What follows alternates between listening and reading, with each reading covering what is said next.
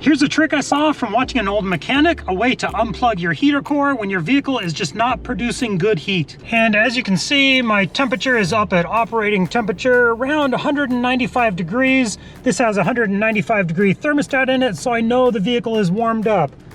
With my little gun here, let's see what kind of heat we're getting.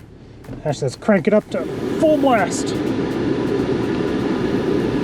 And we're getting 103. 102.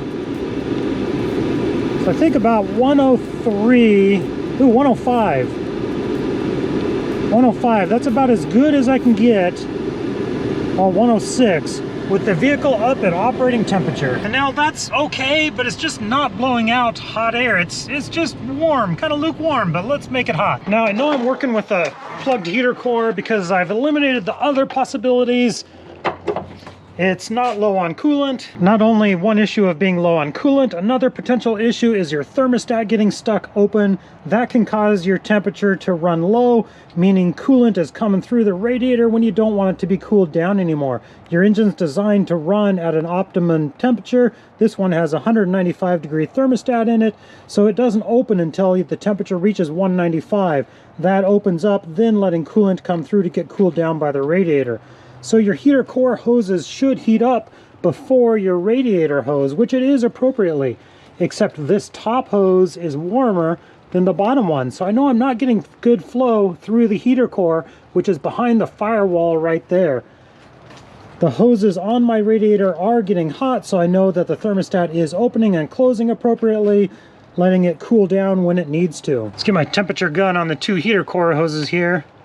This top one is running about 144, the bottom one about 119, so definitely not getting good flow through there. And the radiator hose here, yeah, 171, 172, 173. So with the heater core being plugged, ideally we would just replace it, but it's behind the firewall right there, so to access it you have to get to it by dismantling your entire dash. The center console, the dash comes off. There's a big plenum in there that has to come out. It's a major ordeal that I don't want to have to do, so we're going to try this cleaning trick. We're going to have some buckets underneath to catch any fluid, and we're going to disconnect the two heater core hoses.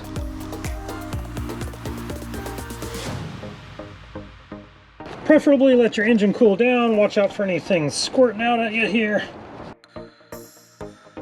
And boy, I'm getting rained on pretty good out here right now, so I'm just going to try to get this done.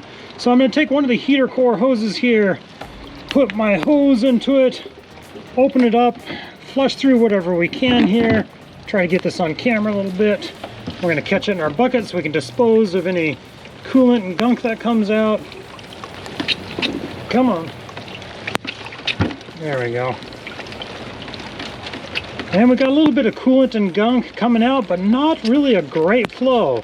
I think we can do better than that. So I've got my upper heater core hose up here, the lower one down into a bucket, and we're actually going to fill this up with a little bit of lime away. So this will get rid of just all that scaling, lime, calcium deposits, rust, and this is just to help kind of clean out that heater core because I don't want to have to replace it because that is just a nightmare. This should clean that out, help us get some better heat going in there. So let's see what kind of results we get. We're just going to fill this up and then let it sit for about an hour. Come back, flush it out, and check the heat. Hallelujah, it stopped raining for a bit, so let's continue on. We're gonna flush this out with some water, collecting all the waste in our bucket, and rinse that out real good. Add some new fluid. Obviously, after we hook the hoses back up, we'll top it off with some coolant and start her up. All right, we got a real good flush on that heater core, rinsed it out good. Everything's hooked back up, topped off with fluid. Let's heat it up to operating temperature and see the difference. All right, we got the Jeep warmed up again. Let's check it out. But honestly, I can tell it's already better. Crank the heat up here. Let's see, 124, 127, 127.1. So that is over 20 degrees hotter. Such a good investment of time. I have to say that is a lot better and a lot easier than replacing the whole heater core. So if your only issue is the heater core is plugged up, give this a try. It might work for you. Thank you guys for watching. Check out my next video right up here and have a good day. Sweet.